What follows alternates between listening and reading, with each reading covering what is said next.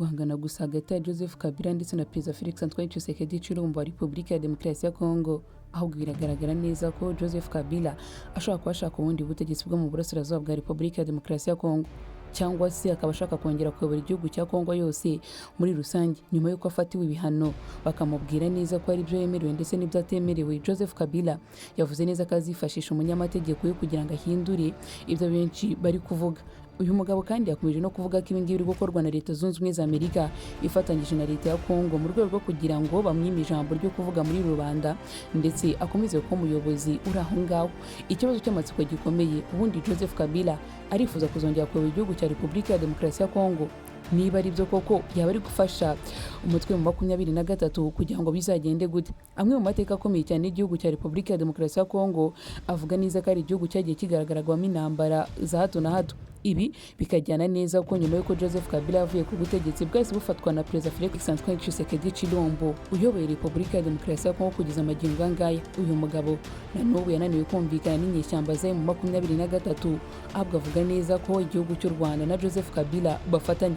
Nimunyemerere ko uyu munsi tugaruke kuri amwe mu mateka y'ibanga ndetse na politike z'ibanga zitandukanye zigaragaza uburyo ki Joseph Kabila yifuza kongera kuba perezida w'igihugu cya Repubulika ya Demokarasi ya Kongo. Ese ubundi n'abaperezida w'igihugu cya Repubulika ya Demokarasi ya Kongo ntibizatuma ashwana na M23? Ubundi niriye banga rikomeye riri hagati ya Joseph Kabila n'uyu mutwe mu 23 ndetse n'igihugu cy'u Rwanda. Kuvuga amateka atandukanye ya Joseph Kabila bihanira neza ko yigeze no kuba perezida w'igihugu cya Repubulika ya Demokarasi ya Kongo. Guhangana na perezida uriho ubu ngubu ni ibintu yiteguye neza, amaze hafi imyaka myinshi ategura, ndetse yewe gufasha M23 ni ikintu ngo ashobora kuba yariteguye igihe kirekire. Gufatirwa ibihano na Leta Zunze Ubumwe za Amerika ni ibintu biba aba yiteguye buri munsi. Kuba yakomeza guhirwa na Leta ya Kongo ni ibintu aba yiteguye buri munsi. Ese ubundi n'aya mabanga ya politiki akomeye ashobora gutuma Joseph Kabila magingo angaya akomeza guhirwa na Perezida Felix Antoine Tshisekedi Tshilombo wamusimbuye ku butegetsi? Ndetse bikavuga neza ko mu mateka ya Repubulika ya Demokarasi ya Kongo ubwo Joseph Kabila ahererekanya ububasha na Perezida Felix Antoine Tshisekedi Tshilombo ari bimwe mu bintu byagaragaye neza ko none yavuye ku butegetsi mu buryo bw'amahoro akashaka kubugarukaho mu buryo bugaragara nk'intambara, kandi intambara itazigera irangira mu mateka ya Repubulika ya Demokarasi ya Kongo yose muri rusange. Murakaza neza mu isi yo kumenya, murakaza neza mu isi yo gucukumbura, murakaza neza mu mabanga ya politiki, aho tujye kugaruka ku mabanga akomeye cyane ari hagati ya Perezida Antoine Tshisekedi Tshilombo ndetse na Leta ya Donald Trump kuri uyu munsi. Kandi turaza no kwibanga ku mabanga akomeye ari hagati y'igihugu cy'u Rwanda ndetse na Joseph Kabila. Murakaza neza. Aha turacyari kuri Aki Empire TV, aho tugiye kugaruka kuri byinshi biri kuvugwa mu bitangazamakuru. Ubundi mu buzima busanzwe Joseph Kabila uyu nguyu ukomeza kuvugwa hirya no hino ni muntu ki? Joseph Kabila yabonye izuba ku itariki 4 Kanama mu mwaka w'1971 muri Kongo, ahangaha hitwaga muri Zaire. Ni umuhungu wa Laurent Desire Kabila wari umuyobozi w'inyeshyamba, nyuma akaza kuba perezida w'igihugu cya Repubulika ya Demokarasi ya Kongo. Yakuze mu buzima bw'intambara. Uyu mwana ni ikigaragaza neza ko adatinya intambara, bitewe n'uko n'ubundi se yari umwe mu mitwe y'inyeshyamba imyaka myinshi. Joseph Kabila kandi yagiye mu bihugu bitandukanye harimo Tanzania, Uganda. Bivuga ko yigeze kwiga amasomo ya gisirikare no mu Bushinwa. Birumvikana ko guhangana na perezida w'igihugu cya Kongo uriho magingo angaya ari ikintu gikomeye. Mu mwaka w'1990 yinjiye mu mutwe w'inyeshyamba wa se. Bigaragara neza ko uyu mugabo ari yiteguye urugamba mu buryo budasanzwe.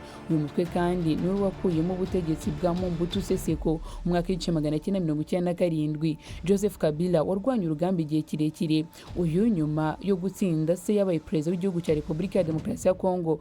Joseph Kabila ahabwa imyanya ikomeye cyane mu gisirikare cya Repubulika ya Demokarasi ya Kongo. Yabaye umugaba w'ingabo z'ubutaka cyangwa Land Forces, aza guhinduka umwe mu basirikare barakomeye cyane muri iki gihugu cya Repubulika ya Demokarasi ya Kongo. Ku itariki 16 Mutarama 2001 Perezida Laurent Desire Kabila yarishwe. Ibi byateye ihungabana rikomeye cyane muri Repubulika ya Demokarasi ya Kongo. Hashize iminsi mike gusa Joseph Kabila yari afite imyaka 29 gusa ahita aba perezida wa Kongo. Bigaragara ko nabaye perezida akiri mutoya cyane, yabaye umwe mu bayobozi batoya cyane ku isi icyo gihe. Joseph Kabila ni umwe mu bagabo bagaragaje neza ko kuyobora Kongo ari kimwe mu bintu bikomeye kandi bidasanzwe. Igihe yari akimara kujya ku butegetsi, Kongo yari mu ntambara ikomeye cyane yiswe Second Congo War. Iyi ntambara yatumye Joseph Kabila ahinduka umugabo w'ikirenga cyangwa perezida udasanzwe mu mugabane wa Afurika, cyane cyane mu karere k'ibiyaga bigari byose muri rusange. Ibyo yakoze, yaganiraga n'ibihugu byari mu ntambara nk'u Rwanda, Uganda ndetse na Angola.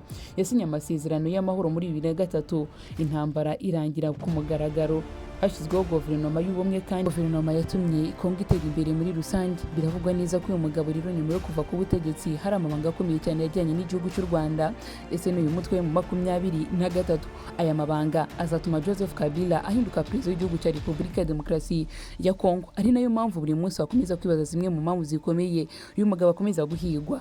Joseph Kabila nakomeza kuba ari muzima mu burasirazuba bwa Repubulika ya Demokarasi ya Kongo cyangwa ku isi yose muri rusange, bizatuma Felix Antoine Tshisekedi Tshilombo yicwa maze Joseph Kabila asubire ku butegetsi. Ibi nibitagenda gutya, hagati ya Joseph Kabila ndetse na Felix Antoine Tshisekedi Tshilombo hagomba kubamo uzapfa, kuko yaba Joseph Kabila ndetse na Felix Antoine Tshisekedi Tshilombo nta n'umwe ushaka kuzarekura ubutegetsi. Ubu tuvugana Joseph Kabila ntago ari umutegetsi gusa, arifuza kuba umutegetsi wa Repubulika ya Demokarasi ya Kongo cyangwa arifuza kuba perezida wa Repubulika ya Demokarasi ya Kongo. Niba ari uko nguko bimeze, ibi bigaragaza neza ko hagati y'abagabo babiri bombi bagomba kugiramo upfa kugira ngo umwe akomeze ubutegetsi cyangwa kugira ngo undi ave ku butegetsi. Gufatanya hagati ya leta ya Kongo ndetse na Leta Zunze Ubumwe za Amerika byose bishingiye ku mabuye y'agaciro menshi ari mu burasirazuba bwa Repubulika ya Demokarasi ya Kongo ndetse no muri Kongo yose muri rusange. Ariyo mpamvu twumva buri kamwe kose gakomye Perezida Donald Trump ahita afatira ibihano abari kugerageza gushyigikira umutwe mu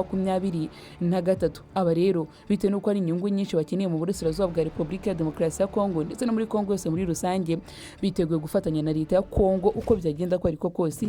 Leta ya Kongo yabiri mu makosa cyangwa yabiri mu kuri, iyi leta yiteguye gufatanya nayo kugira ngo bikundire babone amabuye y'agaciro mu burasirazuba bwa Repubulika ya Demokarasi ya Kongo. Umutwe mu 2023 nawe uri kurwana na leta ya Kongo witeguye guhereza inkunga zarizo zose, cyangwa Joseph Kabila we yiteguye guhereza inkunga leta ya Kongo, cyane cyane uyu mutwe wa 2023 kugira ngo batsindwe Felix Antoine Tshisekedi Tshilombo.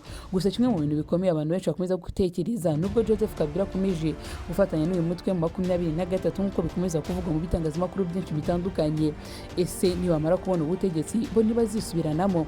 Ibi turaza kwigaruka mu kigereranyo cyacu cya mukanya, aho tuza kumenya byinshi kugendanye n'amabanga akomeye ya politiki ari hagati y'uyu mutwe mu 2023 na Joseph Kabila. Ese ubundi nibafata ubutegetsi bwa Kongo yose muri rusange, ninde uzayobora? Bazahita muri M23 cyangwa Joseph Kabila niwe uzayobora? Ese we ntabwo uteye amatsiko no kumenya bizagenda gute? Reka mukanya tuze kugaruka kuri iryo banga rikomeye abanyapolitiki benshi batajya babasha gutekereza, gusa rigaragara nk'ibanga ashobora kuzatuma isi yose muri rusange yisanga mu kaga. Mwakoze cyane kubana nanjye, igihe twabanye ni Akiro Kanyamibwa. Mukoze kugira ibihe byiza, ndabakunda cyane kandi mukomeze gukanda subscribe kuri Aki Empire TV kugira ngo tubane no mu biganiro bitandukanye bya buri munsi.